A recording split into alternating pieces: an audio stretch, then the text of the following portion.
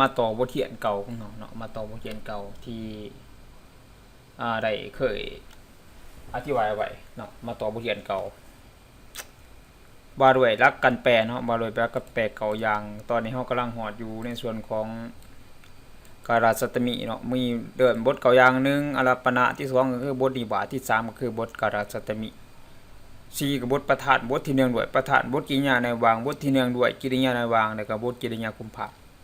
แล้วก็ตามด้วยบทเรื่องด้วยบทกิริยาคุมภะเนาะทักการแปลเก่าอย่างเนาะการแปลเก่าอย่างเพราะฉะนั้นก่อนที่เขาจะไปแปลประโยคได้ก็แล้วแต่เนาะเขาต้องเข้าใจในประโยคนี้ก่อนดักการแปลของประโยคนี้ก่อนอันนี้ก็คือ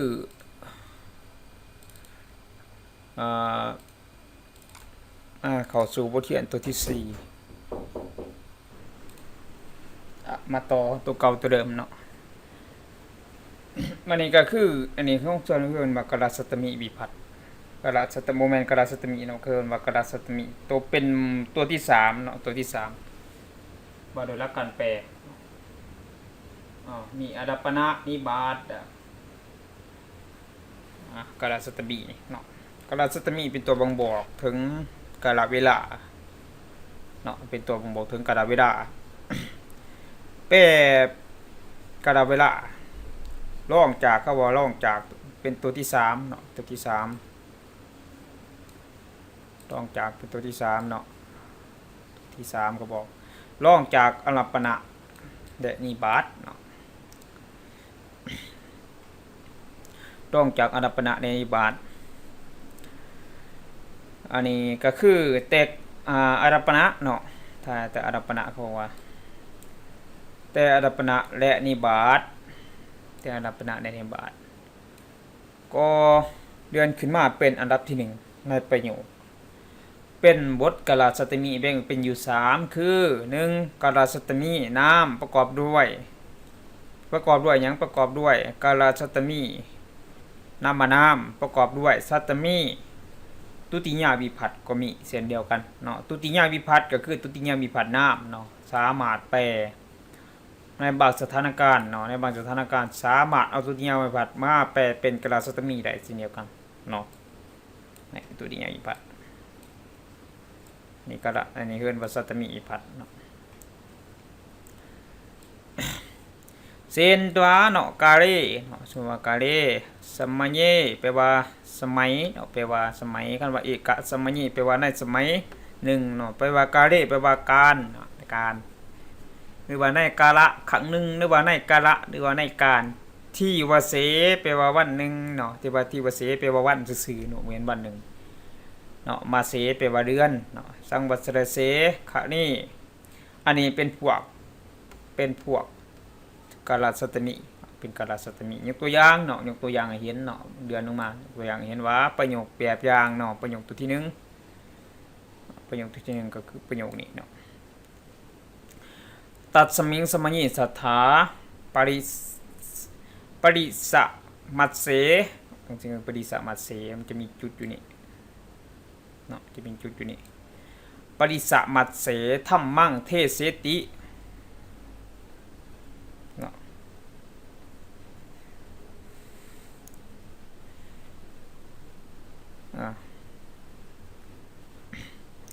มัดเส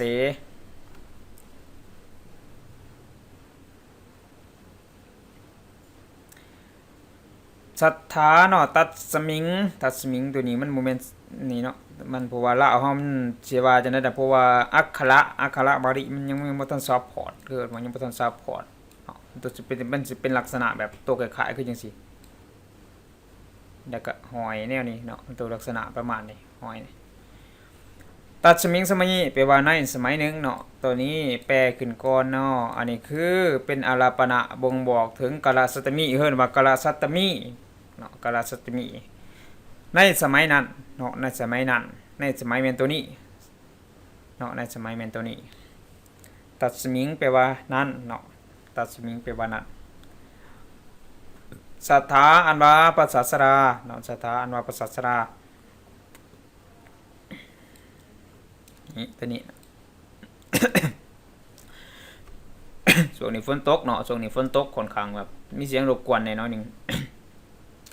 ศรัทธาอันบาปศาสนา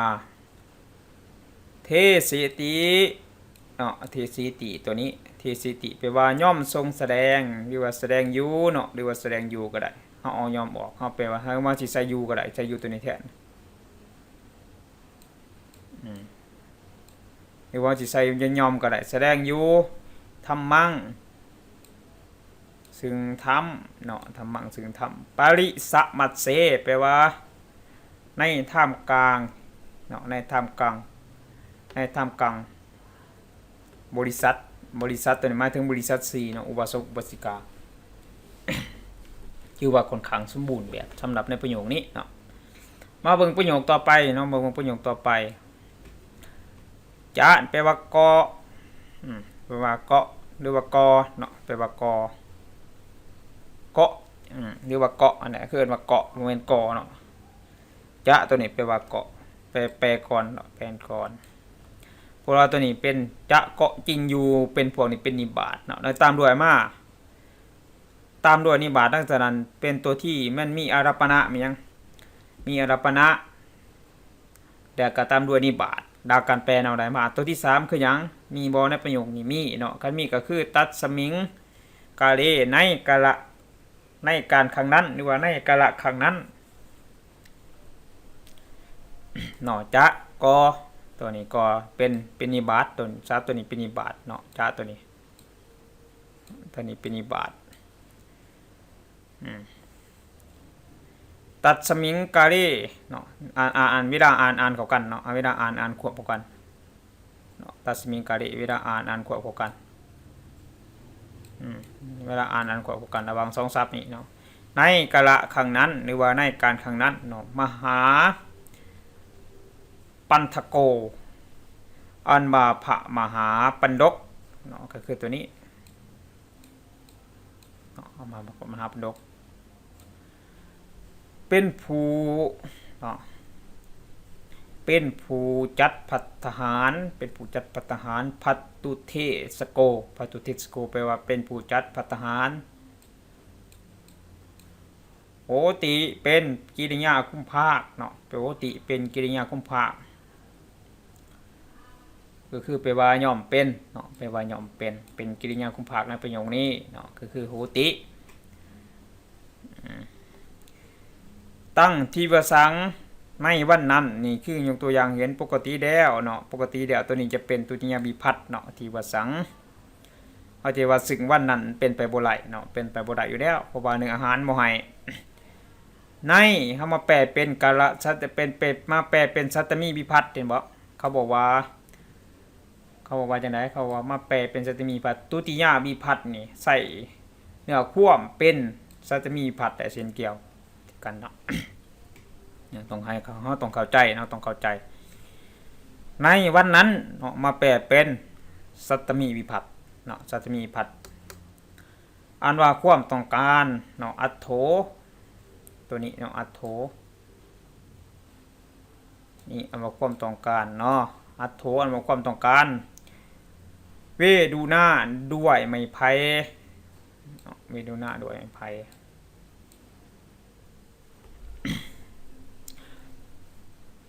ด้วยไม้ไผ่แก่คนผู้เฮ็ดงานหรือว่าแก่คนผู้เฮ็ดงานตัวแยกทรัพย์เนาะผมก็สิแยกทรัพย์น่าสิแยกทรัพย์หรือว่าบ่แน่ใจที่จริงแล้วมันเป็นนาระแปลว่าคนเนาะนาระแปลว่าคนบวกด้วยครับว่าบวกคำว่ากาละ2ศัพท์เนาะตามด้วยคำว่าเศรษฐโกหรือว่าเศรษโธเศรษฐาเศรษฐังเจริญที่สุดเนาะแปลว่าเจริญที่สุดทรัพย์นี่อยู่ในแบบเนาะทรัพย์นี่อยู่ในแบบทรัพย์นี่ก็อยู่ในแบบมาบวกกันอยู่นี่3ศัพท์เนาะมาบวกกันอยู่3ศัพท์เวลาเฮาแยกศัพท์แยกเป็น3ศัพท์ศัพท์นึงคือนาระแปลว่าคนกาละแปลว่าการกระทำหรือว่าการเฮ็ดก็ได้สิทธกัสสะแปลว่า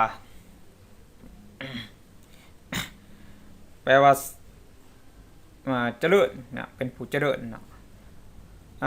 นาระกัสสะแปลว่าแก่คนผู้เจริญเนาะหรือว่าแก่คนผู้เฮ็ดงานเนาะตัดไม้ไผ่นี่ออกก็ได้เช่นเดียวกันเนาะแก่ตัดออกก็ได้แก่คนผู้เฮ็ดงานเนาะก็ได้เช่นเดียวกันก็บ่ได้ผิดเนาะตัดออกหรือว่าสิใช้ไม้ไผ่ก็เฮาก็ต้องเติมเข้ามาเนาะแก่คนผู้เฮ็ดงาน แก่คนผู้เฮ็ดงานหมายถึงว่าเขามีคือว่าคนต้องการไม้ไผ่นะความต้องการของไม้ไผ่เอามาเฮ็ดอีหยังแก่ผู้เฮ็ดงานคือเอามาเฮ็ดกันในการก่อสร้างบ่เฮ็ดนั่นอันนี้คือความต้องการของเขาเนาะคนที่ต้องการประเภทใหม่นี่ก็คือพวกเฮ็ดงานก่อสร้างบ่พวกเฮ็ดงานที่เขาเอามาใช้ในการเฮ็ดตึกสูงๆหรือว่ามาก่อๆตีๆเข้ากันบ่อิหยังบ่ก็ว่ากันไปอันนี้คือว่าความต้องการเนาะตัวนี้ควรจะเป็นเศรษฐโกเนาะควรจะเป็นติจโกเศรษฐโกตัวนี้มันจะเป็นตัวนี้จังสี่เนาะน่าจะเป็นจังสี่เนาะว่าการผิดพลาดประการใดก็ขออภัยเนาะอันนี้ท่านสามารถไปเบิ่งในแบบเนาะไปทบทวนในแบบได้เศรษฐโกแปลว่าเป็นผู้เจริญที่สุดเนาะโหติตัวนี้โหติแปลว่าย่อมเป็นเนาะเศรษฐโกแปลว่าเป็นผู้เจริญที่สุดเนาะต้องใช้คำว่าเป็นผู้อยู่นี้เนาะเพิ่มเข้าไปเนาะเพิ่ม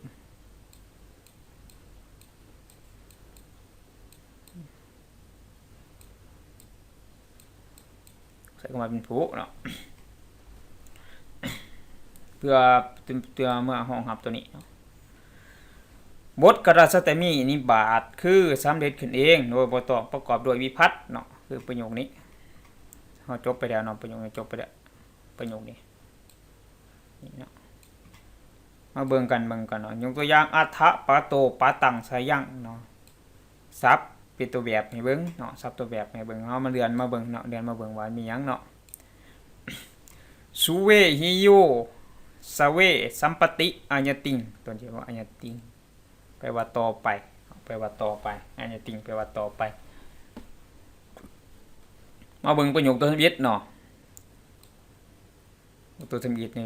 อัฏฐะแปลว่าขังนั้นเป็นกาละเป็นหยังมาทบทวนใหม่อีกเป็นหยังสุว่าเป็นบทกาลสัตมีนิบาตคือบทสำเร็จขึ้นเองอัฏฐะนี่ทรัพย์พวกนี้มันยืนว่าเป็นทรัพย์ที่สำเร็จขึ้นเองสำเร็จก็คือทรัพย์มันจะบ่ได้มีการเปลี่ยนแปลงบ่ยังบ่ได้ว่าทรัพย์พวกนี้มันจะอยู่ในแบบว่าง่ายว่าทรัพย์พวกนี้อยู่ในแบบของเหลี่ยมน้ำไปเบิ่งได้เกี่ยวกับพวกนิบาตเนาะถ่ายๆก็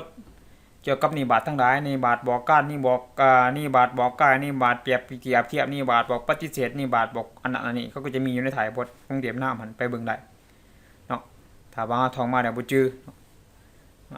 สามารถไปทบทวนเบิ่งเปิดเบิ่งได้บ่ได้เสียหายหยังเนาะ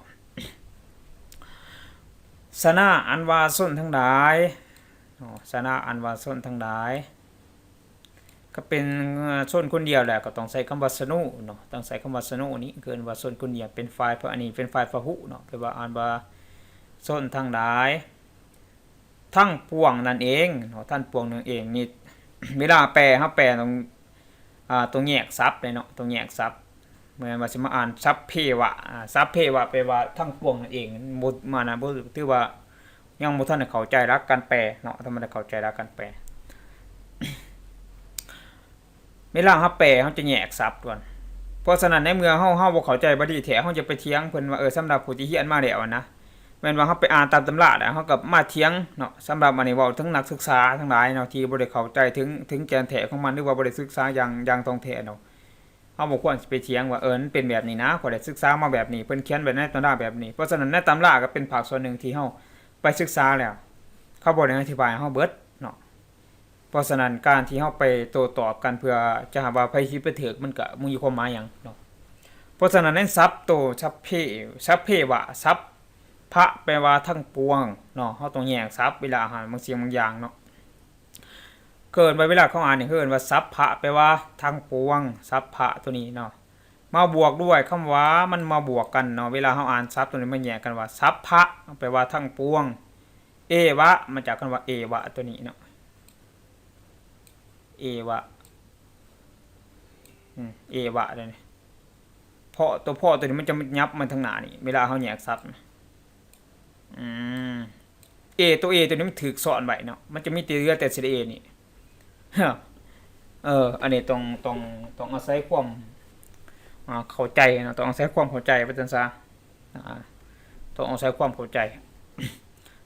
สัพเพวะแปลว่าทั้งปวงนั่นเองแต่เวลาเฮาอ่านว่าสัพเพวะทั้งปวงนั่นเองเนาะ สัพเพวะทั้งปวงสัพเพเอวะทั้งปวงนั่นเองเนาะแนวนี้แต่ว่าสัพมันควบเข้ามาเฮาก็ต้องมาแยกอีกเนาะ อันนี้ก็ต้องไปถามแบบเนาะต้องไปถามแบบที่จริงแล้วในเดียมได้ก็เป็นแบบเดียวกัน เพื่อให้เฮาน่ะเข้าใจเพื่อให้เฮาน่ะเข้าใจอย่างท่องแท้เนาะอ่าญาจิงสุแปลว่าขอแล้วเนาะญาจิงสุแปลว่าขอแล้วญาจิงสุแปลว่าขอแล้วอืมก็สิประมาณนี้เนาะสิอิงญาจิงสุว่าอักขระยังบ่ทันซัพพอร์ตมาได้ญาจิงสุเนาะให้อ่านจังซี่สัพเพเอวะทั้งปวงนั่นเองเนาะแม่นสัพเพวะแล้วแปลว่าทั้งปวงนั่นเองอันนี้คือว่าเป็นศัพท์ควบแต่บางอย่างเฮาต้องแยกออกมาแปลต่างหากเนาะปัปปัสสังแปลว่าซึ่งการบวชเนาะปัปปัสสังแปลว่าซึ่งการบวชเนาะบ่ขอบอกอธิบายว่าเป็นวิภัตหยังเนาะเป็นทุติยวิภัตเนาะทุติยวิภัตติยาวิภัต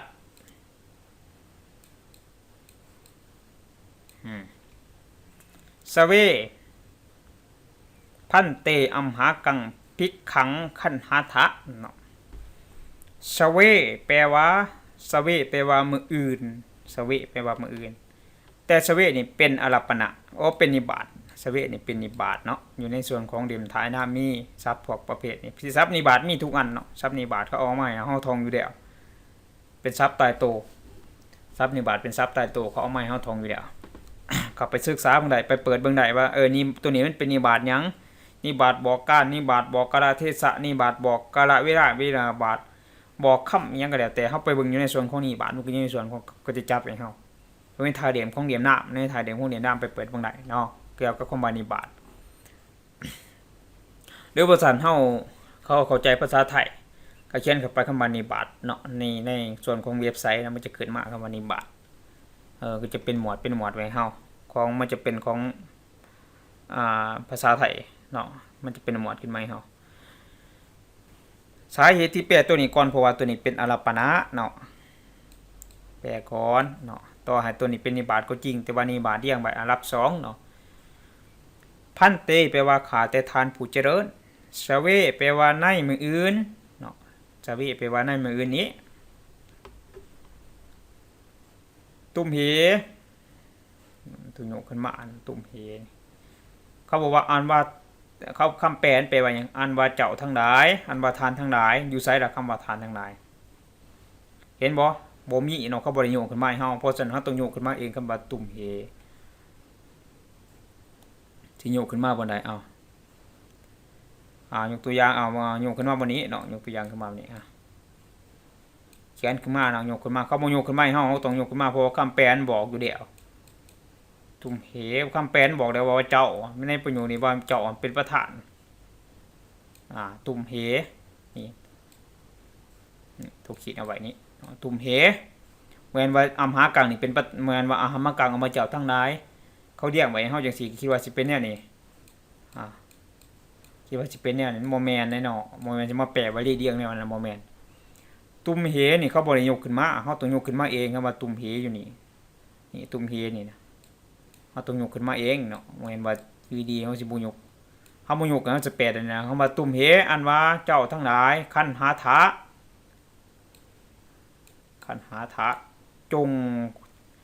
จงถือก็ได้หรือว่าจงหับก็ได้คหาถาแปลว่าในความถือก็ได้ในความหับก็ได้แล้วแต่เฮาจะแปลเนื้อหาเนาะเป็นปัจจมีวิภัตอักขยาตเนาะโดยแปลว่าจงเนาะจงเถิดขอจงเป็นคำแปลจงเถิดขอจงมันสิใส่ขอก็ได้ใส่จงก็ได้คันหาทะแปลว่าจงหับเอาเนาะหรือว่าจงถือเอาก็ได้ตัวใดมันจะเหมาะสมเฮาก็เบิ่งเอาเด้อหาเอาภิกขังซึ่งภิกษาเนาะที่ภิกขังซึ่งภิกษาตัวนี้เนาะแปลแนวนี้ภิกขังซึ่งภิกษาอัมหากังของอัมหากังนี่เป็นพหุเด้อเนาะเป็นพหุโมเมนต์เอกะเนาะท่านนักเรียนต้องเข้าใจเนาะท่านนักเรียนต้องเข้าใจบางเทื่อท่านผู้เพิ่นเขียนตำรับตำราเพิ่นอาจจะลอกผู้เฮาก็ได้เรื่องประการที่1เพิ่นอาจจะพิมพ์ตกก็ได้ก็บ่ได้ความว่าเพิ่นเฮ็ดบ่ถูกเนาะบ่ได้หมายความว่าเพิ่นเฮ็ดบ่ถูกเนาะบางเทื่อมันก็ธรรมดาประการที่1เพิ่นอาจจะลอกเฮาก็ได้บ่เฮาเข้าใจซำใด เพิ่นอาจสิตัวเฮาก็ได้ว่าตัวนี้มันแปลว่าข้าพเจ้าของข้าพเจ้าจึงว่าคนท่องแบบมาอันบ่แม่นนะสุว่าเฮาก็สามารถที่จะเฮาเข้าใจด้วยตัวเฮาเองอัมหากังอัสมากังโนเอาท่องมาโอ้มันอยู่ในส่วนของอัมหากังอัมหากังมันจังได๋มันก็บ่แม่นสุว่าเอาท่องมาคันเฮาบ่แม่นเฮาก็มาแกะซะเนาะเฮาก็มาแกะตัวนี้เป็นทั้งหลายแกะตัวนี้เป็นทั้งหลายเฮาฮู้ได้ว่ามันบ่แม่นเนาะแปลว่าเป็น นี่ข่าวของข้าพเจ้าเนาะมันเป็นฝ่ายเอกะแต่อามหากังมันเป็นฝ่ายหยังเนาะถ้าเฮาบ่ท่องแบบมาแต่ถามว่าเฮาสิฮู้บ่มันเป็นฝ่ายใดเนาะเฮาก็ต้องฮู้เพราะฉะนั้นเฮาก็บ่ฮู้ว่ามันเป็นฝ่ายใดย้อนเหตุผลที่เฮาฮู้ได้ก็ย้อนเหตุผลที่ข้าพเจ้าฮู้ได้ก็ย้อนข้าพเจ้าได้ท่องแบบมาอันนี้คือความเข้าใจย้อนว่าหยังมันก็อยู่ในแบบอยู่แล้วบ่ถามว่าเก่งบ่มันก็บ่ได้บ่ก็บ่ได้เก่งหรอกก็ยอมรับว่าบ่ได้เก่ง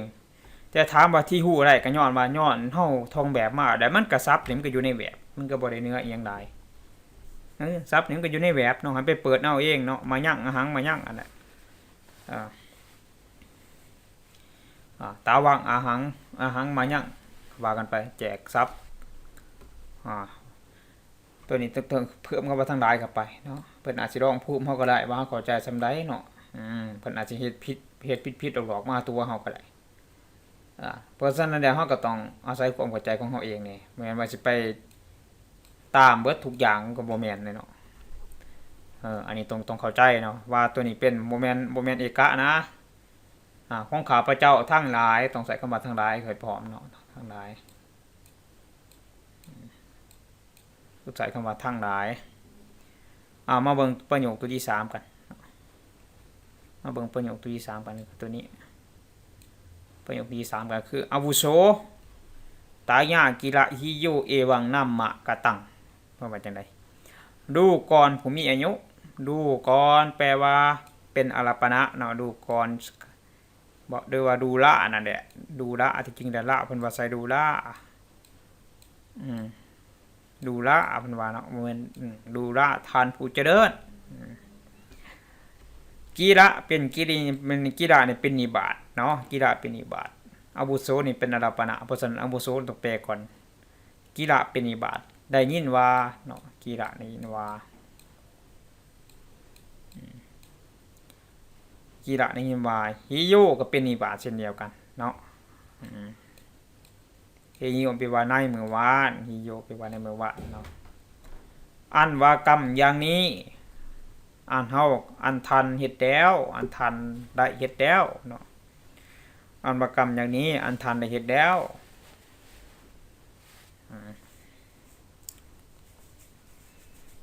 กรรมอย่างนี้ตัวนี้เป็นกรรมวจกเป็นกรรมวจกประกรรมอย่างนี้อันทันได้เฮ็ดเดี๋ยวเป็นประโยคกรรมวจกบานี้เอวังนามะเอวังนามะมันจะแปลว่าแปลว่ากรรมอย่างนี้ได้บ่ได้เนาะเฮาแปลบ่ได้เพราะฉะนั้นแล้วเอวังมันแปลว่าอย่างนี้นามะแปลว่าชื่อมันต้องแยกศัพท์นามะแปลว่าชื่อบัดนี้เวลาเฮาจะแปลเอวังเนาะอันว่ากรรมอย่างนี้อันว่ากรรมอย่างนี้ก็คือว่าเอวังใช้คำว่าโยกขึ้นมาเนาะเอวังนี่เป็นวิเศษณะของกัมมังเนาะเราต้องเข้าใจแปลว่าอยู่ดีเอวังนามะอันว่ากรรมอย่างนี้มันกรรมจะอยู่ไสเนาะว่ากรรมอยู่ไสมันบ่มีคำว่ากรรมเพราะต้องโยกขึ้นมาต้องโยกคำว่ากรรมใส่คำว่ากรรมะหรือว่าเขียนจังซี่บ่ใส่จุดเข้าไปในนี้กรรมะบ่กรรมะเลยคำว่ากรรมกัมมังอันว่าเอวังกัมมังเอวังกัมมังนามะอันว่ากัมชื่อต้องเถิงก็ว่าชื่อเพราะว่าชื่อเขาต้องใส่เข้ามาพร้อมเนาะอันว่ากัมชื่ออย่างนี้อันว่ากัมเนาะอันว่ากัมต้องใส่ก็ว่าชื่ออยู่นี่อันว่ากัมชื่ออย่างนี้เพราะว่านามะแปลว่าชื่อเนาะตายาอันเจ้าตายาตัวนี้ขีดให้เบิ่งก็ได้ตายะอันทานตายะอันเจ้าเนาะตายะอันเจ้ากะตังกระถาดแปลว่าในความ เฮ็ดความกระทำหรือว่าในการเฮ็ดก็ได้กระถาศัพท์เดิมเป็นกระถาเนาะแปลว่าไหลเฮ็ดเดี่ยวศัพท์บ่แปลว่าไหลเฮ็ดเดี่ยวค่อนข้างยากเนาะค่อนข้างยากสำหรับผู้ที่บ่ได้เรียนบ่ได้ท่องไวยากรณ์มานี่ก็คือว่าเข้าใจยากอยู่เนาะเพราะว่ายากย้อนว่านึงมาเฮาก็อันนี้เนาะบทกราสตมี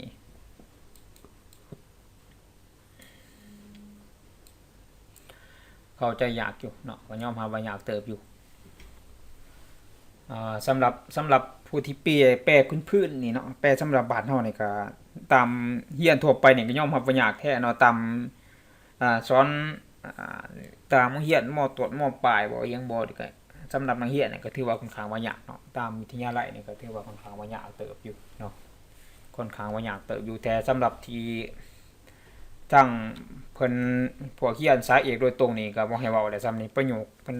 รับตาแปลก็ยังได้เนาะสำหรับผู้ที่เป็นมหมหาเนาะประโยค8ประโยค9เพราะนั้นว่าประโยคแรกก็แล้วแต่ที่เพิ่นได้มหมหาไปแล้วเกมรับตรงกับพระเจ้าเองบ่ได้หยังดอกเนาะบ่ได้ประโยคประโยคหยังดอกเพราะฉะนั้นสำหรับประโยคนี้ทำมหมหาเพิ่นก็บ่ว่าสิเป็นมหาท่านใดก็เพิ่นก็รับตากินเนี่ยซ้ำนี่สบายโพดเนาะประโยคพื้นบ้านว่าง่ายๆนะรับตาแปลแล้วสำหรับท่านมหาทั้งหลายเนาะแต่สำหรับตัวของข้าพเจ้าเองนี่ก็บ่ได้ว่าก็บ่ได้ยากก็บ่ได้ง่ายเนาะก็ถือว่าเป็นพื้นก็ถือว่าบ่ได้ยากเกินไปบ่ได้ง่ายเกินไปแต่สำหรับนักเรียนนักศึกษาผู้ที่เรียนม.ต้นม.ปลายแต่ก็เรียนตามวิทยาลัยนี่ก็คือว่าซับซ้อนอยู่พอสมควรเป็นหยังจึงโยกขึ้นมาเนาะอย่างยังจึงโยกขึ้นมางงแน่เนาะยกตัวอย่างได้ซับที่เลยโยกขึ้นมายกตัวอย่างตุ้มเฮเนาะโยกขึ้นมายกตัวอย่างกำมั่งตรงไหนโยกขึ้นมาซับพระเอวะต้องมาแยกงานอีกเป็นยังจะมาแยกงานโอ้ยากเนาะตัวอย่างซับนี่เนาะแล้วก็ซับเพิ่มมาตุ้มเฮตรงไหนโยกขึ้นมานี่ตุ้มเฮแล้วก็ตามด้วยคำว่าเอวังกำมั่งเนาะก็พอตัวเพียงเท่านี้เนาะสำหรับตัวนี้เนาะมื้อหน้าก็มาเบิ่งกันใหม่เนาะถ้ามาผู้ที่สนใจอยากเขามาศึกษาบาลีเนาะอยากเขามาศึกษาบาลีก็ต้องเบิ่งไปตามขั้นตอนของมันเนาะถึงจะเข้าใจก็จะด้านฝ่าถอยก่อนเนาะเบิ่งไปเรื่อยๆก่อน